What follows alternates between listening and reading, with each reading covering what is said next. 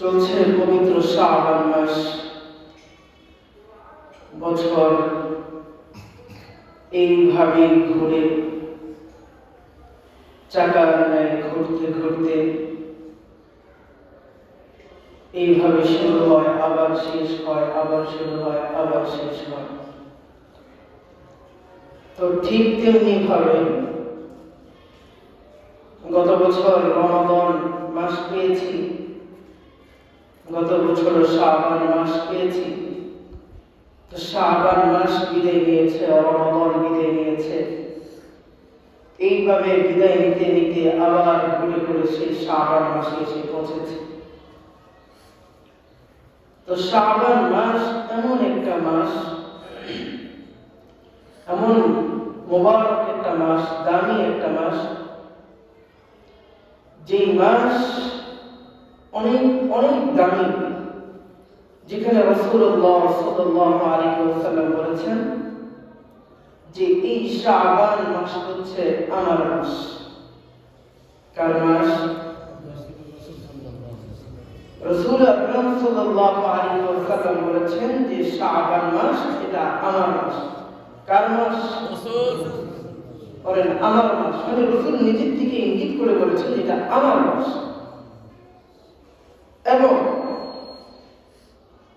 রমাদান মাস হয়েছে আল্লাহর মাস। রমাদান কার মাস? শাবান মাস এমন একটি মাস, যেই মাসে মুমিন ব্যক্তি যারা আছে তারা তৈয়ারি গ্রহণ করবে, প্রস্তুতি গ্রহণ করবে রমাদানের লক্ষ্যে। যে সামনে রমাদান মাস আসতেছে, তাই রমাদানকে সামনে রেখে পূর্ণ প্রস্তুতি এমন ভাবে নিচ্ছে এবং তার আমার দৈনন্দিন জীবনের যা কিছু করণীয় আছে, মুমিন মুসলিম তার প্রতিটি কাজ এমন ভাবেই করছে বা করার চেষ্টা করছে, প্রয়াস চালাচ্ছে, সে যেন এই কাজগুলো নেকির দিকে এমন ভাবে করে যেন সে রমজান আসলে কাজগুলো আরো সুন্দরভাবে করতে পারে। কেন? আমরা যদি দুনিয়ার কোনো অনুষ্ঠানে যাই বা কোনো সংস্কৃতি অনুষ্ঠান হতে পারে বা যে কোনো ধরনের অনুষ্ঠান হতে পারে, সেই অনুষ্ঠানগুলোতে আমাদের বাচ্চাদেরকে যদি আমরা পাঠাই, অথবা আমি ধরেন আগামীকালকে কোথাও যাব, কোনো একটা কাজে আছে বা দামি কোনো একটা কাজ, সেই জায়গায় যাওয়ার জন্য কোনো একটা প্রস্তুতি কিন্তু আমি তৈরি গ্রহণ করি। বা যারা স্টেজ পারফর্ম করে তারা নিজেদেরকে এমন ভাবে তৈরি করে যে পারফর্ম করবার আগে সে রিহার্সাল করে, মানে নিজেকে তৈরি করে, রিহার্সাল করে যেন তার পারফর্মটা ভালো হয়।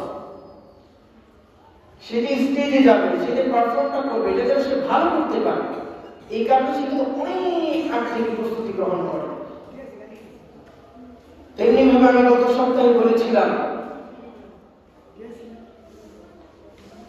যে বাচ্চা যখন পরীক্ষা সামনে চলে আসে, মা বাবা সহ সবার ঘুম মোটামুটি হারাম হয়ে যায়। কার কাছে টিচার রাখবে, কোন টিচার রাখবে, কোথায় টিউশন করাবে, মাথা ব্যথা উঠে যায়। কেন? এটা পূর্ণ প্রস্তুতি, নচেত সে এক্সাম ভালো করবেন, পরীক্ষা ভালো করবেন। যার কারণে সে আগ থেকে একটা প্রস্তুতি গ্রহণ করে। তাহলে দুনিয়াবি কোনো কাজ করতে গেলে যদি আমাকে আগে থেকে যদি মেহনত করতে হয়, পারফর্ম করতে হয়, ইয়া রিহার্সাল করতে হয়, তৈয়ারি গ্রহণ করতে হয়, তাহলে এই যে সামনে রমাদান আসতেছে, এই রমাদান মাসের আমালগুলো করবার জন্য আমাদের কি পূর্ণ প্রস্তুতি গ্রহণ করার দরকার নেই? আচ্ছা, তাহলে এই তৈয়ারি গ্রহণ করবার মাস হলো শাবান মাস। আল্লাহ রাসূল সাল্লাল্লাহু আলাইহি ওয়াসাল্লাম বলেন যে হযরত আয়েশা সিদ্দিকা রাদিয়াল্লাহু আনহা থেকে বর্ণিত যে রাসূল আকরাম সাল্লাল্লাহু আলাইহি ওয়াসাল্লাম রমাদান মাসের তারিখকে এমন ভাবে গণনা করতেন এমন ভাবে গণনা করতেন যা অন্য কোন মাসের ক্ষেত্রে করতেন, জোরে কথা বলতে হবে, অন্য কোন মাসের ক্ষেত্রে করতেন না। তেমনি ভাবে শুধু এতটুকুই নয়, রাসূল আকরাম সাল্লাল্লাহু আলাইহি ওয়াসাল্লাম পবিত্র শাবান মাসে এত পরিমাণ রোজা রাখতেন যা অন্য কোন মাসে রাখতেন না, রমজান ছাড়া। রমজানে তো 30 রোজা এমনিতেই আদায় করতেন, পালন করতেন, কিন্তু রমাদানের পূর্বের যে মাস শাবান মাস, এই মাসের মধ্যে রাসূল যে পরিমাণ রোজা রাখতেন সেটা অন্য কোন মাসে রাখতেন না। রমজান ছাড়াও রাসূল সবচেয়ে বেশি যেই মাসে রোজা রেখেছেন, সিয়াম করেছেন, সেই মাস কোন মাস? শাবান মাস। হাদিসের মধ্যে বর্ণনা عن عبد الله بن أبي قيس رحمة الله عليه قال سمعت عن عائشة رضي الله تعالى عنها تقول كان رسول الله صلى الله عليه وسلم يتحفظ من شعبان ما لا يتحفظ من غيره যে রাসূল আকরাম সাল্লাল্লাহু আলাইহি ওয়াসাল্লাম হিসাব গণনা করতেন, সংগ্রহ করতেন, রক্ষা করতেন। শুধু এইটুকুই নয়, ثم يصوم لرؤيته رمضان فإن أم عليه عدا 30 يوما ثم صام رسول أكرم صلى الله عليه وسلم অসংখ্য হাদিসের মধ্যে এসেছে শাবানের চাঁদ দেখে দেখে রাসূল আকরাম সাল্লাল্লাহু আলাইহি ওয়াসাল্লাম হিসাবকে গণনা করতেন এবং রমাদান রোজা রাখতেন এবং তার পূর্বে এইভাবে শাবানের রোজাকে রাখতেন। কিন্তু এই মাসের শেষ দিনকে বলা হয় ইয়াউমুশ-শাক, সন্দেহের দিন। ওই দিন সাধারণ মানুষের জন্য রোজা রাখা নিষেধ। এই কারণে আমাদের আকাবের আসলাফ আবার রোজা তো রাখতেন, তবে আবার শরীরের যত্ন নিতেন। কেন যত্ন নিতেন? এই কারণে যত্ন নিতেন যে মহামান্বিত যে সামনে মাসটা রমাদান মাস আসছে, এই মাসে যেন আমল করবার ক্ষেত্রে যেন কোনো প্রকার বাধা সৃষ্টি না হয়, কোনো ধরনের অসুস্থতা যেন বোধ না হয়, কোনো ধরনের ক্লান্তি যেন না আসে। এই কারণে রাসূল আকরাম সাল্লাল্লাহু আলাইহি ওয়াসাল্লাম বান্দাকে বলেন, উম্মাহকে বলেন যে তোমরা এই মাসটার মধ্যে নিজের শরীরের প্রতি যত্নবান হবা। সবগুলো রোজা তোমার রাখার প্রয়োজন নাই, তুমি এতটুকু পরিমাণ আমল করো এবং এইভাবেই করতে থাকো এবং নিজের শরীরের প্রতি এমন ভাবে যত্ন নাও যেন তুমি রমাদানের আমলগুলো ঠিকঠাক ভাবে আদায় করতে পারো।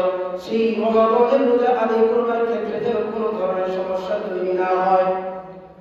তাহলে এই শাবান মাসকে দেখে তারিখ গণনা করতে হবে, হিসাব রক্ষা করতে হবে এবং রোজা রাখার চেষ্টা করতে হবে, নফল ইবাদত বাড়িয়ে দিতে হবে। নফল ইবাদত, কথা বলেন, নফল ইবাদত বাড়িয়ে দিতে হবে। কেন? এই নফল ইবাদত যত বেশি করব, এই ইবাদতগুলো হচ্ছে আমার পার্সেন্টেজ আলাদাভাবে জমা হবে। আমি আমার মূল যে ফরজিয়াত আছে সেটা তো আদায় করবই। ঘটনা কমে, আমরা তো এমনিতেই মাশাআল্লাহ আলস আর কম না, প্রচুর অলস। হালকা থেকে হালকা ব্যস্ততা দেখিয়ে দেখিয়ে আমরা আমাদের ফরজ বিধান ছেড়ে দিই, নামাজ ছেড়ে দিই, রোজা ছেড়ে দিই। হুজুর আজকে আমার গেস্ট, হুজুর আজকে আমার আলসার, পেটে একটু সমস্যা, এই সমস্যা, সেই সমস্যা, সমস্যার যেন কোনো শেষই নেই।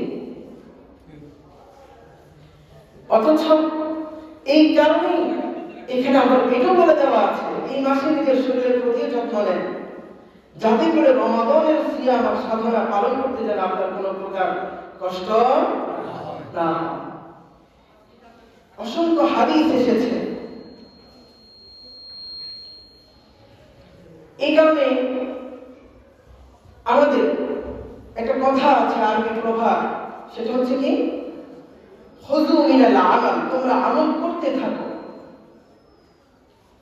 খুযু মিনাল আমাল মা তুতিকুনা ফাইন্নাল্লাহা লা ইয়ামাল্লু হাত্তা তামাল্লু। তুমি তোমার আমাল চালাইতেই থাকো, করতেই থাকো, আর আল্লাহ তাআলা তোমাকে তার জাযা দিতেই থাকবেন যতক্ষণ না পর্যন্ত তুমি আমাল করতে করতে ক্লান্ত হয়ে যাচ্ছ। সুবহানাল্লাহ। আল্লাহ তো দেওয়ার জন্য প্রস্তুত আছেন, অথচ আমি নিতে চাচ্ছি না, এটা আমার ব্যর্থতা। কথা বলেন ঠিক কিনা?